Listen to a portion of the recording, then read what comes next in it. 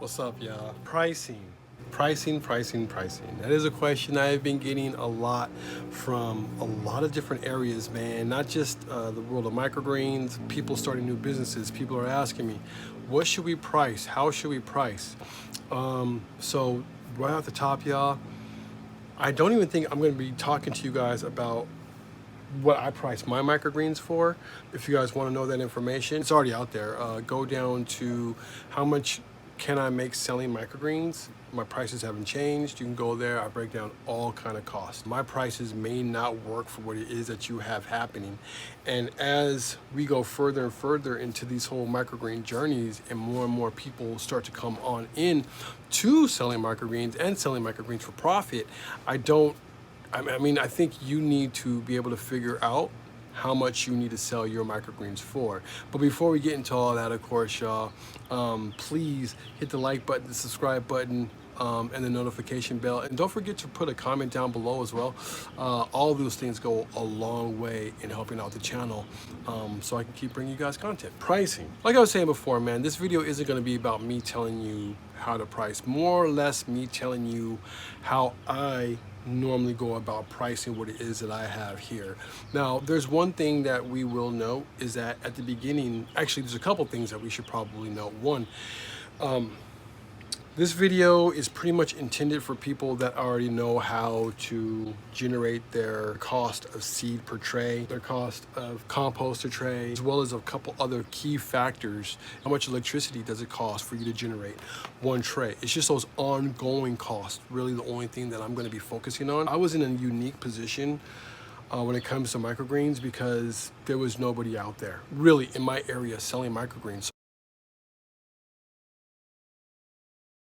So I kind of had to make things up as I went along, as well as get prices from different states and kind of utilize that as my market price. Which leads me to this, man. There's about three criteria or three areas that I'm going to look for when it comes to me pricing out my microgreens. Of course, these guys all have microgreens. Of course, these guys all have prices. For you, if you're just starting out your microgreen journey, then this is great for you. Now, if you've already started off your microgreen journey and you got a bunch of greens that you're selling and doing the whole thing, you might now want to start adding like a specialty crop or a special variety to your crop or to your menu. This video should help you out, hopefully, if you are in fact having some kind of confusion about it. These are just what I do to help me get to where I want to get to, which is a fair price on what it is that I'm selling, my produce. Got my cheat sheet here. So, like I was getting at before, very important that you know how to get the seed prices. So, as well as the compost. So I'll go over the seed prices right now, how to get the seed prices. Basically, you want to calculate the pound, right? You know, the price of poundage you buy. So if it's a 5-pound bag, you know how much that costs. Then you want to make sure you also have the weight. I like to break things down to a weight. The weight of seed it takes to go into my trays. Like off the top, when it comes to my broccolis or my brassicas and stuff like that, I use right about 1.4 ounces is what I use per tray of my seed. Now I want to take the price of what it was that it cost me a pound, and then I want to now divide that by 16, which is how many ounces are in a pound, and that's going to give you your ounces. Very important, y'all, when it comes to pricing out your seed. Now that I've done this now for a little while, I almost would say that that should probably be your first bit of information that you collect, because it doesn't cost you anything. You simply go to True Leaf Market and kind of pick out the poundage of seed that you want, or the poundage of seed that you can afford or willing to pay at the time. You can pick that out and give me a sec. Labradors are crazy, man. Anyway, you can go and pick out the poundage of seed that you're comfortable with buying at the time, and then you can run that calculation, and it kind of will let you know how much money you're actually putting into each tray, right? And then you can see whether or not what's going to be more beneficial for you when you start your journey. It'll just cut you a lot of time. If it's too much money for you or not enough money for you or whatever the case is, you don't like the number, I don't know. Whatever it is, you know, it'll cut out a lot of time. The second place I would actually go is now to just online. Again, I'll keep it at home, do as much stuff as I could possibly do there. So I'll go online and I would see how much people are paying for that microgreens. Just run a Google search and kind of get an average, right? Then last but not least, I would go to my local store as well as my local farmers market. The stores that I would go are more high end, of course, so that's going to be your Sprouts, it's going to be like your Vaughn's Pavilions, that's what we have out here. Whole Paychecks, or Whole Foods, Trader Joe's. Oh, Bristol Farms, that's another good one. I went to all of them and I priced out the microgreens in my area and got about an average cost. And then I was actually able to put that against what I've seen online, because what that is doing is telling me now what are people actually willing to pay for them in my area. Also, while you're at the store, it's always a good idea to go talk to your produce manager. So you want to go there a little bit before 10 o'clock in the morning and talk to them and ask them, how are these microgreens doing, or how is X doing in your store? You know, how often are you restocking them? Are you restocking them because nobody's buying them, right? All these things are kind of give you a brief idea of if the price point, all these places that you've looked, doing your mathematics, if they actually make sense for what you can actually sell them for, right? Is it going to make money for you? So at the end of the day, I want to make sure that I'm pricing my microgreens at least fair across the board so I can actually better move with the market, you know what I mean? As opposed to get ate up by the market or get ate up by other little things that might be happening in my own personal life that, you know, don't cover the cost for me to grow my microgreens, or at least for me to sell my microgreens, right? So all these things are really important when it comes to your price, man. Quick scenario, I've actually seen people on more than one occasion drive really far to a market. Keep in mind, y'all, I am one of these people. I am a person that actually drives right about 45 minutes to an hour to get to my furthest market, right? So that's about as far as I'm willing to drive because my price of gas at that point, it's still right about the same. I'm still putting $50 in no matter what, $50 to $100 in. That's how much I'm putting in gas, no matter what. So I'm still cool doing that. And because Big Bertha is only being ran for only me running microgreens to the market, then, you know, I actually have a separate vehicle for that. Then actually I can calculate the amount of money in gas and I'm putting in for the whole entire plot, not just my microgreens. Although sometimes it does fall down to just being my microgreens. Like I said before, they're the backbone of my company. Like I was getting at before with my scenario, I've heard and seen people driving as far as, man, like, dude, like the Central Valley, Oxnard, Ojai, down to Long Beach, you know what I'm saying? I don't even know how much time that actually takes, you know what I mean? But I've seen these people driving a long way to sell their greens. My mind's eye is telling me that for the most part, you were only seeing yourself get there and selling, but you weren't seeing yourself having to come back. That's a round trip. If you're only going down there for one trip, you know what I'm saying? Your price of microgreens are now going to have to go up. Is it going to now exceed that market value? And if it does exceed that market value, why? You know what I mean? Why? Why is it that people are going to be spending more money? I'm not saying that it can't work. You just need to know why people are going to be spending more money on your greens than anybody else. The supermarket we've already kind of covered, you know what I mean? You got a market price there. So if you're going to be you know, boosting up your prices in the supermarket, you kind of need to know why. And you don't want to undercut in the market. We'll get into undercutting as well a little bit later on, but you don't want to price too low in the market because that's going to severely hit your bottom line. You know what I mean? Depending on what it is your arrangement is getting into the market. Because a lot of times, y'all, you're selling your $48 a tray or your $48 a pound that you would be getting from the farmer's market doesn't necessarily translate over into a supermarket. So definitely keep that in mind. The third area that I would be looking at is my real estate. especially when it comes to growing specialty crops. So how it works is like this. Each one of my trays actually takes a space, right? It takes a space of 1020. So I'm not even talking about what's in here. The possibility of this space, right, is now worth something to me. So I want to make sure I know how much this space is, right? And generally, that space is, if you're selling your microgreens for $20 a tray, you look at each one of those spaces as $20, right? These P are gonna sell. The market has shown me, between my markets and my restaurants and whatever else it is that I might be doing at the time, it has shown me that I will move X amount of trays in X amount of time. Very important for you to remember, especially when you're starting to go into specialty crops. So a lot of those things, like the herbs, right? On average, the DTM of like herbs around here are about 21 days on average, right? And that's during the warmer parts of the year, during my springtime, right, of the year. That's something to keep in mind, right? My P in the winter, on average, is 2 weeks.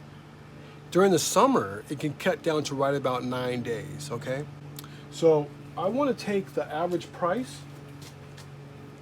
of one of my most expensive trays. If you do have a variable in trays already, like my broccoli, my mixes, those are going to be a little bit more than my pea and my sunflower.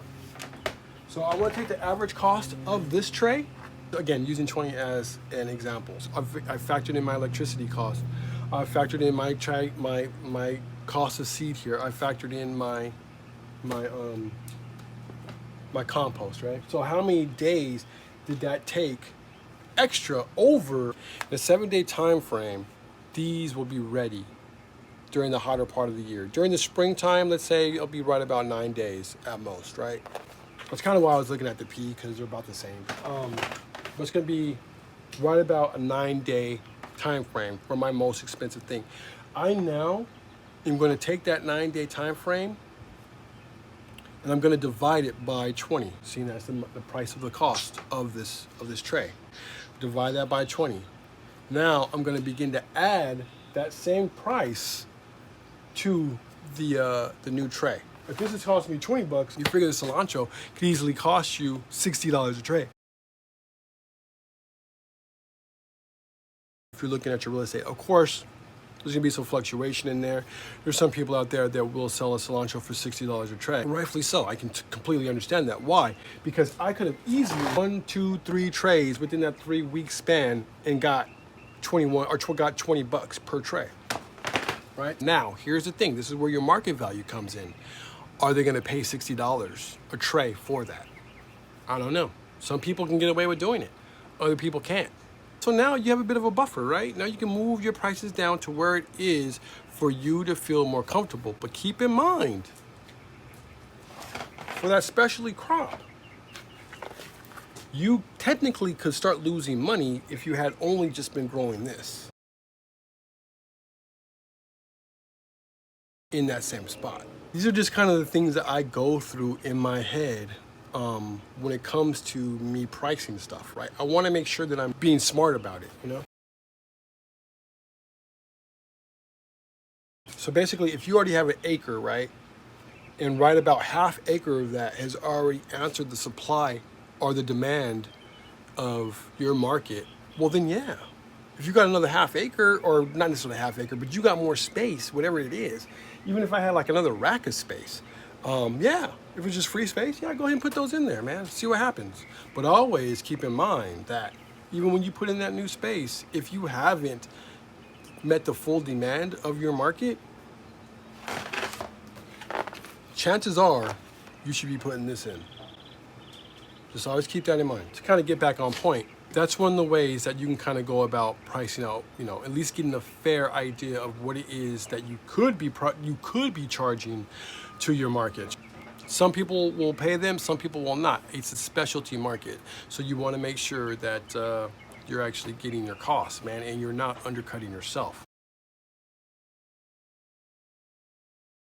Like I was saying a little bit earlier, I've been getting hit up a lot about people wanting to price stuff. And then it seems like enough times, I will say, not all the time, but enough times, people are suggesting to undercut.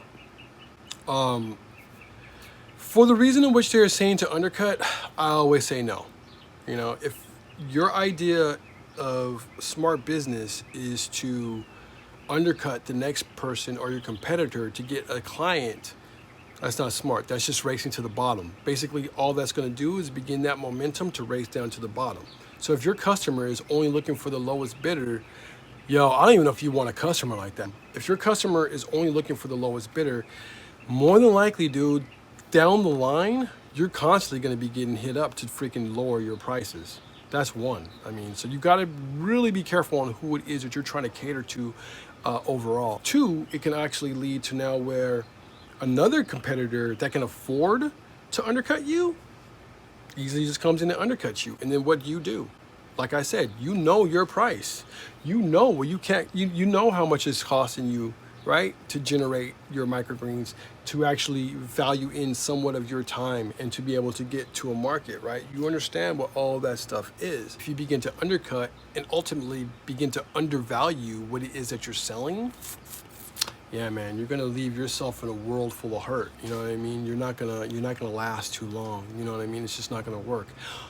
In the verse, like I was kind of getting at before, you know, if you overprice your microgreens and it's not coming at a fair market value, yo, you could be really leaving yourself in a world full of hurt. At least then you can bring your prices down, or you can bring, it's going to be probably a little bit harder to bring your prices up than down, but at least, you know, you do have an easier option if you do start up high and bring down low. If you're going at it in lack, man, dude, you're not, the chances of you winning are not. Now, if you are understanding the value of what it is that you're selling, and of course it is because you've done your numbers and all the other stuff, then it's a little bit different if you're gonna be moving your prices. Like right now in the market, right, I'm seeing a lot of people bring their prices up. There's a lot of inflation.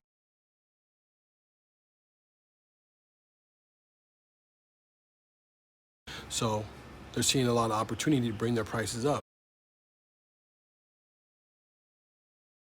As of right now, y'all, price of seed that I'm looking at hasn't gone up unless I decide it goes up. Like if I'm buying a 5-pound bag as opposed to a 25-pound bag or something like that, right? But ultimately, my price of seed is right about the same. So my prices are gonna stay about the same. I much rather play around with my weights within my clamshells because I've always given myself a bit of a buffer. People are actually only paying the $2 price, I'm sorry, the 2-ounce price, but I'm giving you a little bit more in each clamshell. So I can actually now take that away. I'd much rather do that as opposed to really playing with my prices just up outright. You know what I mean? I'd much rather just kind of play around there. Because at the end of the day, it's not really based off of lack or anything like that. It's based off of what it is that I'm generating here, man. Sometimes I just got a gang of freaking microgreens, man. I got way too many microgreens, and I'd much rather just give it to the people that are supporting me. I'd much rather give it back to them. You know what I mean? I got plenty in my house. You know what I mean? Why would I not just give it back to them? If anything on this planet that needs to be valued, overvalued, it's the quality food, right? Quality food, not all food, quality food should be overpriced. It makes sense. I remember once reading a healthy market, at least a true healthy market, is one that the value goes up, but the price goes down. When it comes to valuing your time, you want to be able to do that in some kind of capacity, y'all. Me, I put most of my money back into, of course, my business, which happens to be my house. You see what I'm saying? I can kind of pay myself this way and everything is cool. What's my exit strategy? How do I see myself being able to get out of here? And unfortunately, a lot of that, y'all, it can't be done if I'm undercutting myself or undercutting anybody. It just isn't gonna work. I'm seeing older farmers now that are notorious for undercutting their product, now wanting to retire and can't. It's a very, very dangerous place to play. That lack mindset is a very, very dangerous place to play, y'all. You don't want to be in that. Always be abundant. You know what I'm saying? You always got microgreens. You know what I mean? Do your numbers. That will value the price. Yeah, because I'm like watching these cats straight up not being able to retire, not being able to take a day off, you know what I mean? You know, they can't get any kind of help around their plot. So if they've gotten sick and they're already undercutting, and then they get sick and they can't go to a market, dude, you know what I mean? Be careful with that, y'all. Or if you get sick, if say like you're selling it to a restaurant, right? You got sick, and because you've been undercutting, that, you know, those proceeds and what you've undercut, yeah, sure, you've still been able to make a little bit of a profit, but you haven't been able to put it back into your business as much of a profit, because most of that profit more than likely is going back to you. If you're thinking with that lack type of mindset, more than likely it's going back to you, not into your business, meaning now you can't get anybody to come into your place to help you out. So when you want to have that time off, always stay fair, man. If you stay fair and true, then at the end of the day, you're always taken care of. It's just, yo, that's just abundant mindset. It's just the way to go, man. So that's the best pieces of advice I think I can give you guys when it comes to pricing out anything really, especially your microgreens. It does kind of suck because it is one of those questions that's kind of hard to answer. You know what I mean? You don't want to go under, you want to go lower. But if you look at those 3 areas, there's a really good chance your business is going to constantly be okay because you're being fair. Peace, y'all.